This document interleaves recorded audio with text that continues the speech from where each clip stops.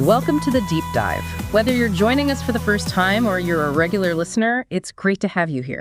Today we're doing an exploration, really, into some core ideas from the course. That's right, it's a review episode, and we're also going to explore a really insightful question we received from one of you. We genuinely appreciate hearing from you all.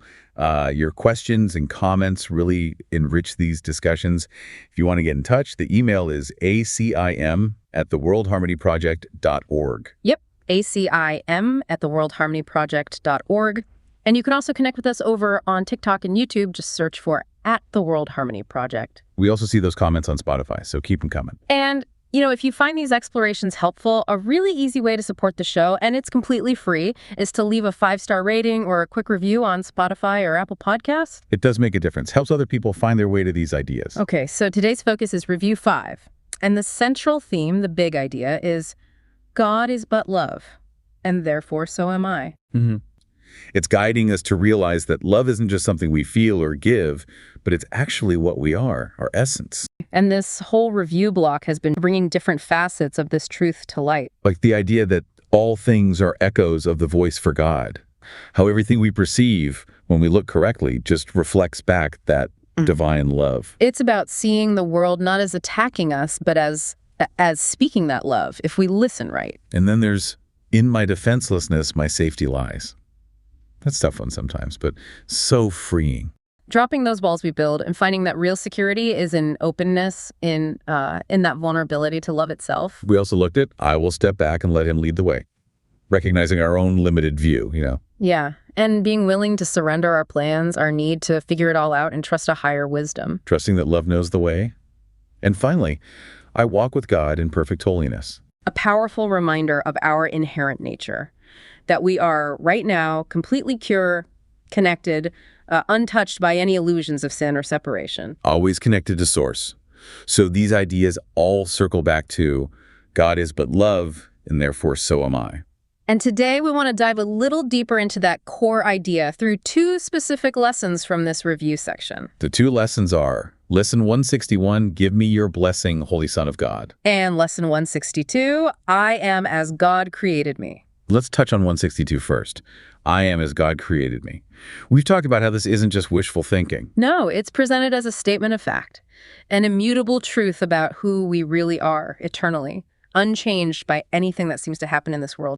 Fear, pain, loss.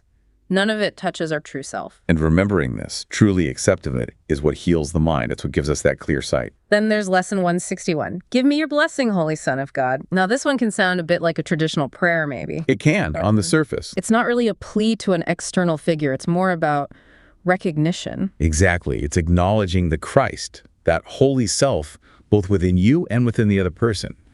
Seeing that shared holiness, that fundamental interconnectedness. And this actually connects perfectly to the listener question we wanted to address. It's specifically about this word blessing. Ah, yes, the blessing question. It comes up quite a bit because the chorus does this thing where it takes familiar spiritual words. Words like God, forgiveness, even miracle. And it sort of recalibrates them. It gives them a meaning rooted in unity and love, which is often quite different from the traditional understanding, which might be based more on separation. It's trying to bypass the ego's interpretation of those words. Precisely. To lead us away from fear-based ideas towards love-based understanding. Which is why just grabbing a single quote about blessing out of context can be misleading if you're applying an old definition. Right. Because if you think of blessing in the traditional sense, and then you remember the Course teaches there isn't a separate God out there doling things out. Then Lesson 161 seems contradictory. Who are you asking? What is this blessing? Okay, let's try and contrast this. Think about asking for a blessing in a difficult moment from a traditional Christian viewpoint. What's usually implied there? Often it's a request to an external God, right? Asking for intervention. Please change my circumstances, heal this illness, guide me out of this mess. And sometimes there's a sense that maybe you need to be worthy or pray hard enough to receive it.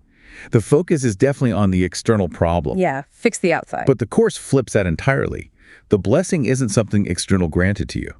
Because you are already one with God, you are already eternally blessed. So the blessing is the realization of that. Exactly. It's the recognition of your inherent, unchanging wholeness and love. It's already your reality.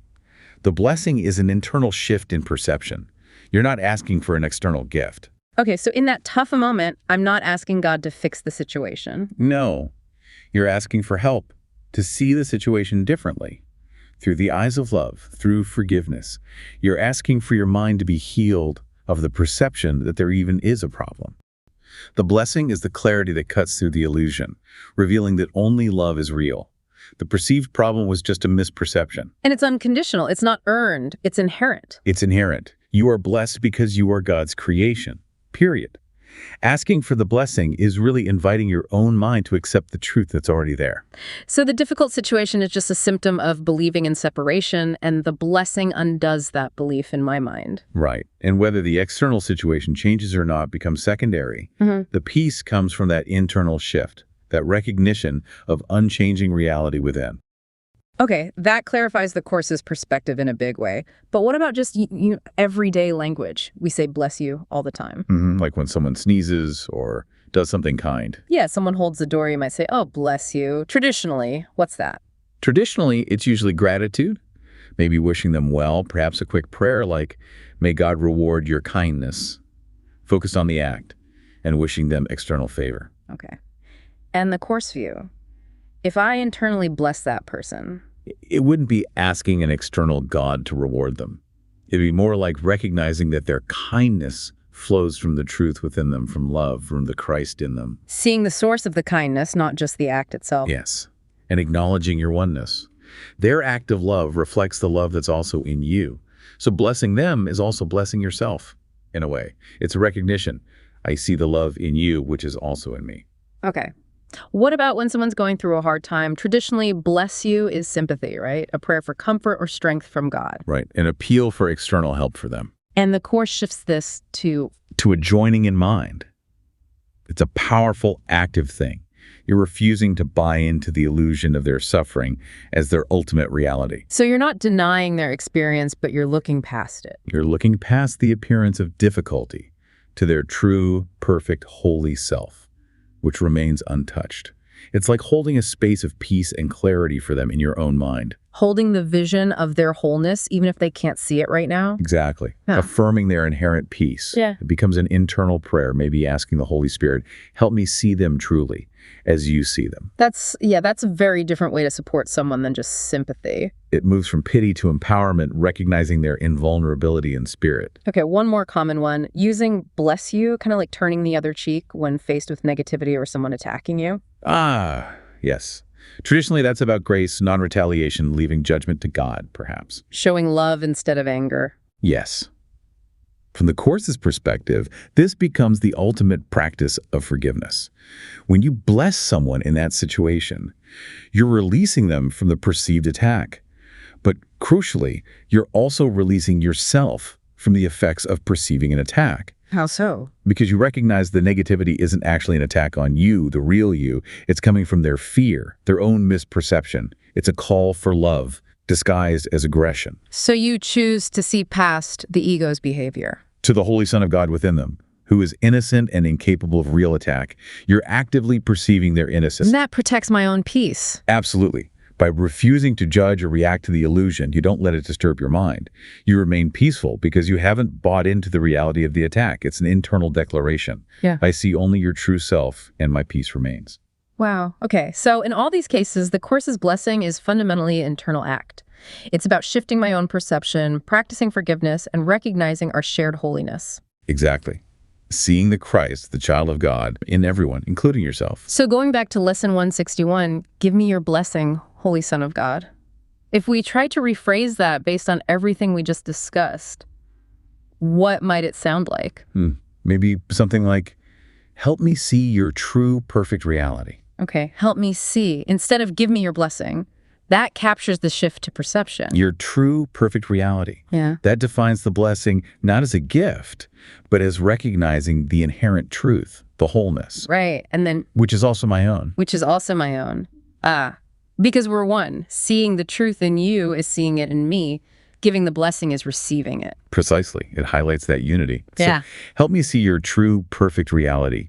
which is also my own. It seems to capture the essence of the Course's meaning there. That feels much clearer, especially after unpacking the term blessing. Thanks for that, listener. It's such a good reminder that the Course often uses familiar words in very specific, distinct ways. And understanding that is key.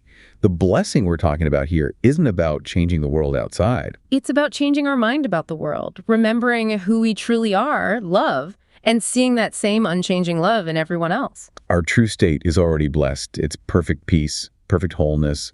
The practice is just letting go of the barriers, the illusions that seem to hide that truth from us. So maybe the invitation for all of us this week is to consciously practice that. In any situation, with any person, just take a moment. Try to look past the surface appearances. See the inherent holiness there, that quiet internal shift in how you choose to see. That is the blessing. That's it, exactly. And that's really our hope for you as you engage with these ideas. Keep practicing that seeing. Keep looking with those new eyes. And we'll look forward to our next exploration together. We'll be diving into lesson 177 next time. Ooh, I know that one. It definitely turns another big cultural idea on its head. It certainly does. Should be an interesting one. Looking forward to it. Until then, sending much love out to all of you.